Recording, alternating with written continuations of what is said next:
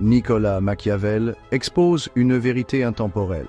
En politique, ce ne sont ni la morale ni les intentions qui comptent, mais les résultats. Un dirigeant efficace ne doit pas se laisser freiner par des considérations éthiques lorsqu'il s'agit de préserver son pouvoir et la stabilité de son État. Dans les actions de tous les hommes, et surtout des princes, où il n'y a pas de tribunal pour juger, on considère la fin. Qu'un prince donc s'efforce de vaincre et de conserver l'État. Les moyens seront toujours jugés honorables et loués de chacun. Le pouvoir ne se maintient pas par la vertu seule. C'est une force qui façonne le destin des nations et des individus depuis la nuit des temps.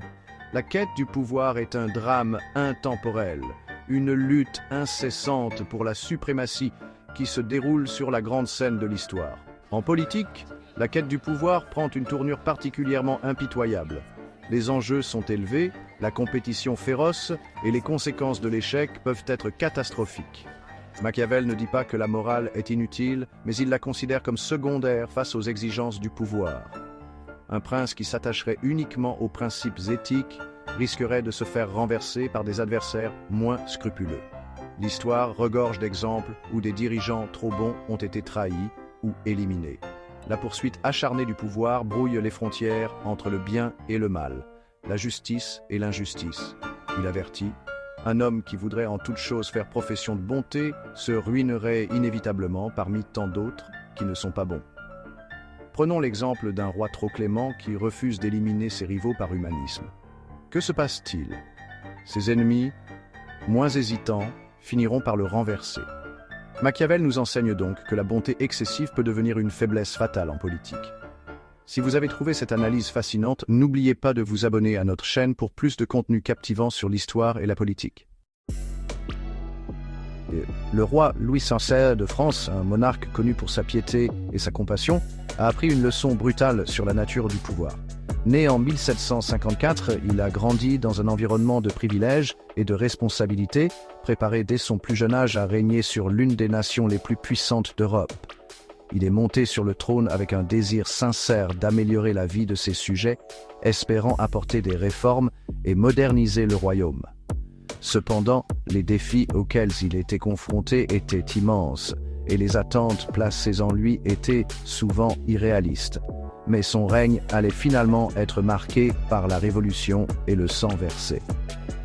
La prise de la Bastille en 1789 a été un tournant décisif, symbolisant le début de la fin pour la monarchie absolue en France.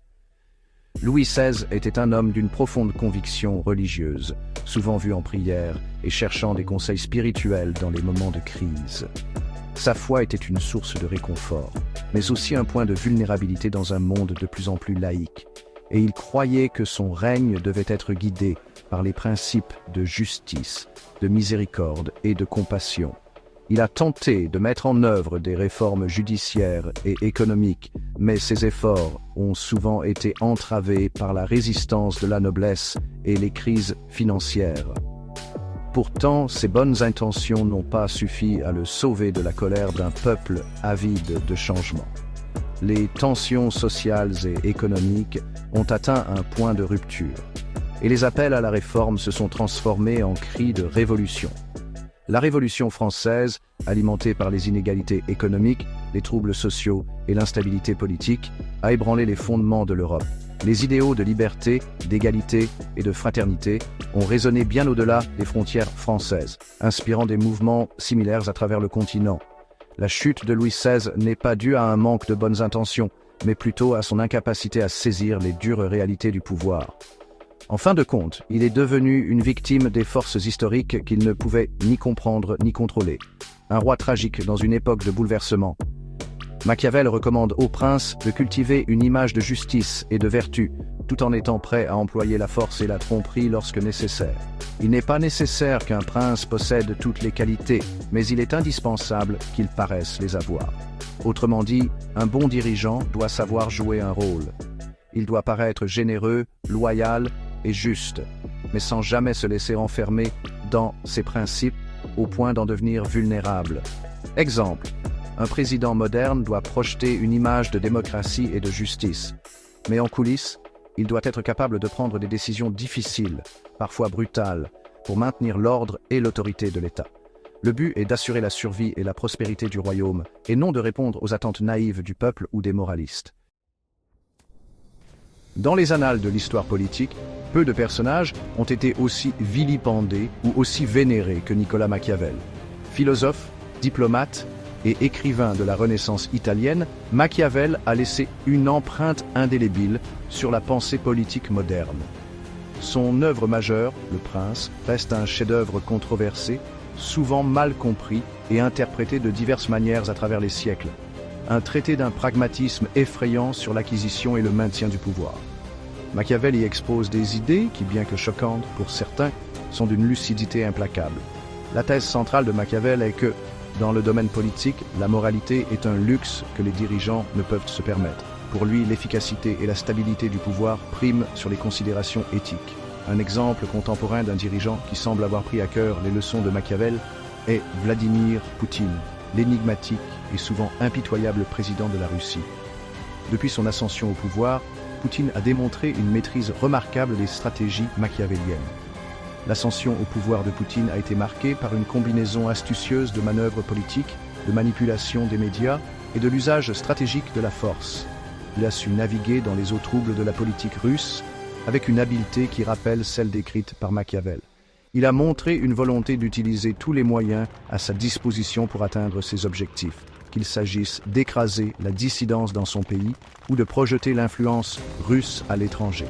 Poutine incarne ainsi, pour beaucoup, l'héritage moderne de la pensée machiavélienne, où la fin justifie les moyens. Machiavel va encore plus loin en affirmant qu'un prince qui se montre trop indulgent laisse la porte ouverte au chaos. Il vaut mieux une action brutale et décisive qui rétablit l'ordre, plutôt qu'une tolérance qui conduit au désordre et à l'effondrement de l'État. Il ne faut pas qu'un prince se soucie de se voir accusé de cruauté quand il s'agit de maintenir ses sujets unis et fidèles, car en les punissant sévèrement, il sera plus clément que ceux qui, par une trop grande indulgence, laissent s'installer le désordre. En d'autres termes, une répression rapide et impitoyable d'une révolte évite une guerre civile. Un dirigeant qui élimine ses ennemis dès le début de son règne assure une paix durable. Un bon exemple est celui d'Octave, qui devint l'empereur Auguste. Après la mort de César, il élimina systématiquement ses rivaux, y compris des alliés potentiels. Ce bain de sang initial lui permit ensuite d'établir une Pax Romana, une période de paix et de prospérité qui dura plusieurs siècles. L'Empire romain, un vaste domaine qui englobait autrefois une grande partie du monde connu, a été forgé dans le feu de l'ambition, de la conquête et d'un pragmatisme impitoyable. Caius Octavius, plus tard connu sous le nom d'Auguste César, fut le premier empereur de Rome. Né en 63 avant J.C., il était le petit-neveu et héritier de Jules César. Après l'assassinat de ce dernier, Auguste a navigué dans les eaux tumultueuses de la politique romaine pour émerger comme le dirigeant incontesté. Il a hérité d'une république déchirée par la guerre civile et l'a transformée en un empire qui allait durer des siècles. Auguste était un maître de la stratégie politique, se présentant comme un dirigeant réticent, un restaurateur de l'ordre, plutôt qu'un usurpateur du pouvoir. Il a cultivé une image de piété et de modération, tout en consolidant son autorité et en éliminant ses rivaux. Son règne, marqué à la fois par la stabilité et la prospérité, témoigne de l'efficacité de ses méthodes. Auguste a mis en place des réformes administratives et militaires qui ont renforcé l'Empire. Il a également encouragé les arts et la culture, inaugurant une période de paix relative connue sous le nom de Pax Romana. Sous son règne, Rome a vu la construction de nombreux monuments emblématiques, comme le Forum d'Auguste et l'Arapacis. Ces structures symbolisaient non seulement la grandeur de Rome, mais aussi la vision d'Auguste pour un empire unifié et prospère. En fin de compte, la leçon d'Auguste réside dans sa capacité à équilibrer le pouvoir et la perception publique. Il a su manipuler les symboles et les institutions pour légitimer son règne, tout en apportant des réformes durables qui ont assuré la longévité de l'Empire. Son héritage perdure, non seulement dans les structures physiques qu'il a laissées, mais aussi dans les principes de gouvernance et de leadership qu'il a incarnés. Auguste reste une figure emblématique de l'histoire, un modèle de leadership stratégique et visionnaire. En étudiant son règne, nous pouvons tirer des leçons précieuses sur la manière de naviguer dans les complexités du pouvoir et de la politique, tout en aspirant à un leadership qui favorise la stabilité et la prospérité. Machiavel conseille aux dirigeants d'adopter les qualités du renard et du lion. Il faut être à la fois un renard pour reconnaître les pièges et un lion pour faire fuir les loups. Le renard représente l'intelligence, la ruse, la diplomatie. Le lion incarne la force brute, la puissance militaire, la domination. Un dirigeant uniquement rusé sera méprisé et manipulé. Un dirigeant uniquement fort sera craint mais vulnérable aux intrigues. Un bon souverain sait quand user de la persuasion et quand employer la violence. Exemple. Napoléon utilisait la diplomatie pour diviser ses ennemis avant d'attaquer militairement au bon moment. Staline savait flatter ses alliés avant de les éliminer un par un. Un leader qui n'a que la force brute finira écrasé par une coalition plus intelligente. Un leader uniquement rusé finira trahi par ceux qui voient sa faiblesse. Si vous avez trouvé cette vidéo informative, n'oubliez pas de l'aimer et de vous abonner pour plus de contenu sur l'histoire et la stratégie. Le renard et le lion, maîtres de la tromperie et de la force. Dans le règne animal, la survie dépend souvent d'une combinaison de ruse et de force brute. Machiavel, dans Le Prince, utilise ces métaphores animales pour illustrer la double nature d'un leadership efficace. Napoléon Bonaparte, le général corse qui s'est couronné empereur de France, incarnait cette dualité à un degré remarquable.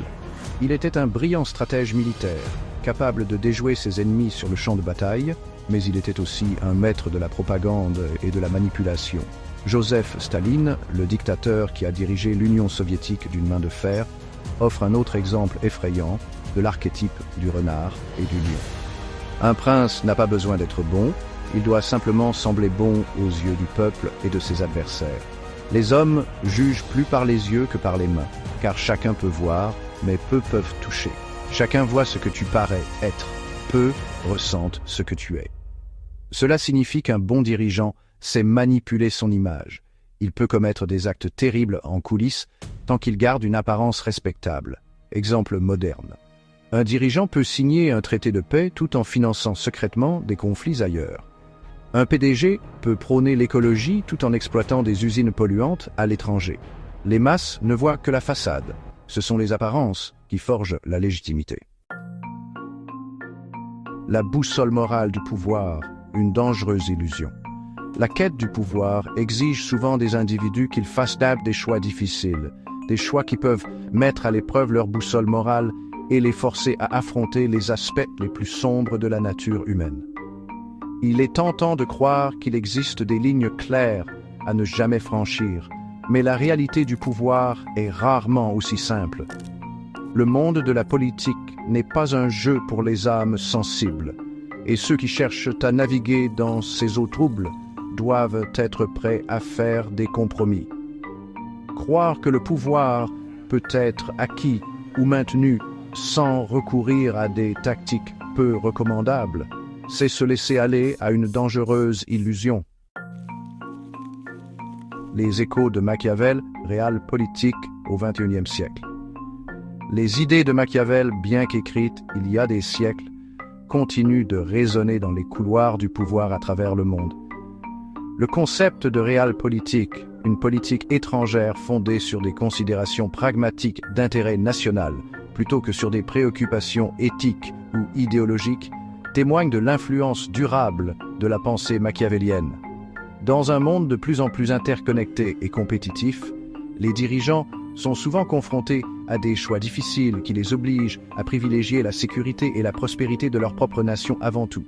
L'utilisation de drones dans la guerre moderne, par exemple, soulève des questions éthiques complexes sur la nature des conflits et l'utilisation de la force létale. Le verdict de l'histoire, pouvoir, perception et héritage. L'histoire, dit-on, est écrite par les vainqueurs. Ceux qui sortent triomphants de la lutte pour le pouvoir ont la capacité de façonner le récit, de définir leurs actions comme héroïques ou infâmes et d'assurer leur place dans les annales du temps. L'héritage d'un dirigeant est souvent déterminé non pas par la moralité intrinsèque de ses actions, mais par son efficacité à atteindre ses objectifs. Un dirigeant qui comprend l'art de la propagande, qui peut manipuler l'opinion publique et contrôler le flux d'informations, peut exercer un pouvoir immense, même si son emprise sur ce pouvoir est ténue. partager vos réflexions dans les commentaires ci-dessous. Nous aimerions connaître votre avis sur le pouvoir, la perception et l'héritage. La fin justifie les moyens, une vérité effrayante. La question de savoir si la fin justifie les moyens est un dilemme moral et philosophique qui hante l'humanité depuis des siècles. La quête du pouvoir est une affaire complexe et souvent brutale, et ceux qui la recherchent doivent être prêts à faire des choix difficiles et à affronter leurs propres limites morales. La vérité effrayante, cependant, est que dans le domaine du pouvoir, la fin justifie souvent les moyens. L'histoire regorge d'exemples de dirigeants qui ont accompli de grandes choses par des actions impitoyables et souvent moralement douteuses. Machiavel termine en rappelant que l'histoire est écrite par les vainqueurs. Ceux qui réussissent y sont glorifiés, peu importe les moyens qu'ils ont utilisés. L'expérience prouve que dans ce monde, on ne fait jamais rien de grand sans courir des risques, et celui qui veut s'assurer de tout perd immanquablement son pouvoir. En clair, ceux qui hésitent et qui veulent rester purs disparaissent rapidement. Ceux qui prennent des décisions difficiles, même cruelles, sont ceux qui marquent l'histoire. Un prince doit donc accepter que gouverner, c'est choisir, et choisir implique parfois des sacrifices. Ce ne sont pas les belles intentions qui comptent, mais les résultats. C'est pourquoi, en politique comme dans les affaires, la fin justifie les moyens